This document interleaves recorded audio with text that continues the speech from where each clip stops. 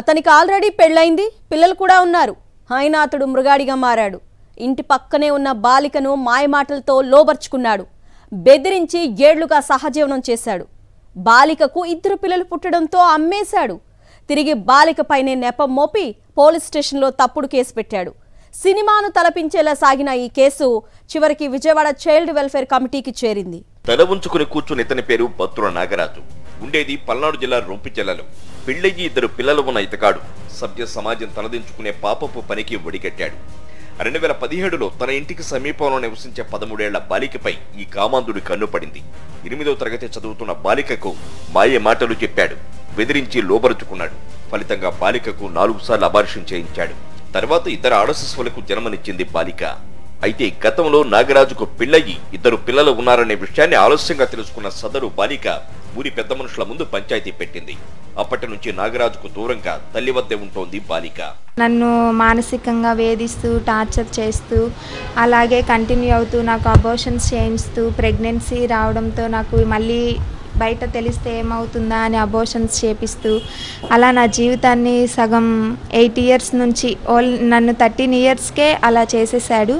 ఇప్పటికి 8 ఇయర్స్ అప్పటి నుంచి ఇప్పటి వరకు నన్ను ఇంకా వేధిస్తానే ఉన్నాడు. తర్వాత మేము పెద్ద మనుషుల్లో మాట్లాడిన తర్వాత ఎవరికి వాళ్ళే ఉండాలి, ఎవరు జోలికి వెళ్ళకూడదు అని చెప్పినప్పటికీ నాగరాజు ఇంకా నా వెంట పడ్డం, నన్ను అరెస్ట్ చేయడం, నన్ను ఇంకా టార్చర్ చేయడం, ఫేస్బుక్లో ఫొటోస్ అవి పెట్టి హింసించడం, ప్రతి ఒక్కరికి ముందు నన్ను బ్లేమ్ చేయడం, తప్పంతా నాదే చూపించడం, ఇంకా నన్ను ఫాలో అప్ చేయడం, అలా నన్ను ప్రతిరోజు టార్చర్ చేస్తున్నాడు. ఆ పరిచయం మీదే నన్ను పిలిచి వాళ్ళ భార్య లేని సమయంలో, పనికి వెళ్ళిన సమయంలో ఇంటికి రా, లేకపోతే మీ మమ్మీని మీ అక్కని చంపేస్తా, ఎలాగో నీకు మీ డాడీ లేరు, మొగ దిక్కు లేదు ఇంట్లో, ఆడపిల్లలు మీరు ఎవరు ఏం చేయలేరు, నేను చంపేస్తా, నా కింద లోబడిపో, నాకు సరెండర్ అయిపో, నువ్వు నాతోనే ఉండాలి, ఎవరిని మ్యారేజ్ చేసుకోకూడదు, నువ్వు నా దగ్గరే ఉండాలి, ఇలా.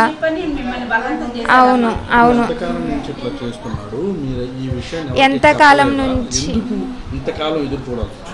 2017 నుంచి ఇలా జరుగుతుంది. నేను చిన్న వయసులో 13 సంవత్సరాలు ఉన్నప్పటి నుంచే ఇలా జరుగుతుంది. కాకపోతే నేను ఇంట్లో ఎవరికి చెప్పుకోలేక భయపడి ఇంకా అలా దాచుకోవడం వల్ల ఇది ఇక్కడ దాకా వచ్చింది.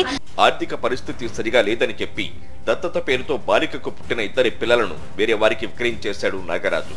ఒక శిశువును మచిలీపట్నంకు చెందిన మహిళకు విక్రయించాడు. అదే సమయంలో బాలిక తల్లి రొంపిచెర్ల పోలీస్ స్టేషన్లో మిస్సింగ్ కేసు పెట్టింది. విచారణలో బాలిక నంద్యాలలో ఉన్నట్టు తెలియడంతో పోలీసులు వెళ్లి తీసుకొచ్చారు. తనను శారీరకంగా మానసికంగా వేధించిన నాగరాజుపై కఠిన చర్యలు తీసుకోవాలని విజయవాడ గాంధీనగర్లోని సిడబ్ల్యూసీ సభ్యులను బాధితురాలు కోరింది. నేను ఇన్ని 8 ఇయర్స్లో ప్రాబ్లమ్స్ ఫేస్ చేసి నేను చాలా కంట్రోల్ చేసుకున్నా, చాలా అంటే చాలా. నా ప్లేస్లో వేరే అమ్మాయి ఉంటే ఈ పాటికి ఊరేసుకొని చచ్చిపోయేది. కానీ ఒకటి, నేను ఎప్పటికైనా శిక్ష ఉంది నాగరాజ్కి అనేది నేను బలంగా నమ్మాను. నా అంతరంగంలో ఉన్నది, మనసులో ఉన్నది ఎవరికి తెలియకపోవచ్చు నేను పడే బాధ. తను పైకి అందరికీ నన్ను చెడ్డదానిలాగా చూపించచ్చు, కానీ తనే ఈరోజు తనంతట తానే ఇక్కడికొచ్చి ఇరుక్కుపోయాడు. ఎందుకంటే నా అంతటి నేను రాలేదు. ఒకటి, మేము పరువు కోసం ఆలోచించాము. ఎందుకంటే మా పేరెంట్స్ అయినా మా రిలేషన్ వాళ్ళు ఎవరైనా సరే నా పరువు కోసం ఆలోచించారు. ఈరోజు కనుక నాగరాజ్ని శిక్షించకుండా మీరు వదిలేసి ఏదైనా కౌన్సిలింగ్ ఇచ్చో తన్ని వదిలిపెట్టేస్తే ఒక సిడబ్ల్యూసి వాళ్ళు ఒక అధికారులు అయ్యుండి మీరే ఇంకొక ఛాన్స్ వాడికి తప్పుడు పనులకి చేయడానికి ఇచ్చేసినట్టే అయిపోయింది. న్యాయం జరగాలి, నాకు న్యాయం జరగాలి. కోర్టు వారిని న్యాయం చేయమని నేను కోరుకుంటున్నాను. బాలికకు పోలీసులు కౌన్సిలింగ్ ఇచ్చిన నేపథ్యంలో ఎక్కడ తన మీద కేసు నమోదు చేస్తారనే భయంతో అతడు బాలికను పెళ్లి చేసుకున్నట్లు తాళి కట్టాడు. తన పిల్లలను బాలిక కుటుంబ సభ్యులు వేరే వారికి విక్రయించినట్లు మచిలీపట్నం పోలీస్ స్టేషన్తో పాటు శిశు సంక్షేమ శాఖలో తప్పుడు ఫిర్యాదులు చేశాడు. తీరా పోలీసులు విచారణ చేయగా అసలు విషయం బయటపడింది. నాగరాజు ఉద్దేశపూర్వకంగానే తప్పుడు కేసులు పెట్టినట్లు తేలింది. తన భార్యను పిల్లల్ని మోసం చేసి వాళ్ళ అమ్మగారు తీసుకెళ్లిపోయి తనకు పుట్టిన 2 ఆడపిల్లలను కూడా ఇల్లీగల్ అడాప్షన్ చేశానని చెప్పేసి మాకు అర్జీ పెట్టడం జరిగింది. దాని నిమిత్తం మేము కృష్ణా జిల్లా డిస్టిక్ టీం అంతా కూడా ఎంక్వైరీ చేయగా ఒక పిల్లనేమో తోటలవల్లూరు మండలం కుమ్మమూరు గ్రామంలో అతను ఎవరైతే నాగరాజు అర్జీ పెట్టుకున్నాడో అతను ప్లస్ అతనితో సహజీవనం చేసినటువంటి ఆ అమ్మాయి కూడా 2 కలిసి ఇచ్చారని చెప్పి తెలిసింది. కానీ ఇతను అర్జీలో పెట్టినది ఏంటంటే నాకు తెలియకుండా నన్ను మోసం చేసి చీట్ చేసి పిల్లల్ని నమ్మేసుకుని ఉన్నారు. కానీ మా ఎంక్వైరీలో తెలియదు ఏంటంటే అన్ని కోణాల్లో ఎంక్వైరీ చేయగా ఈ నాగరాజు తప్పుడు కేసు పెట్టి ఫాల్స్ కేసు పెట్టి మమ్మల్ని కూడా తప్పుతో పప్పుచాలని చూశాడు.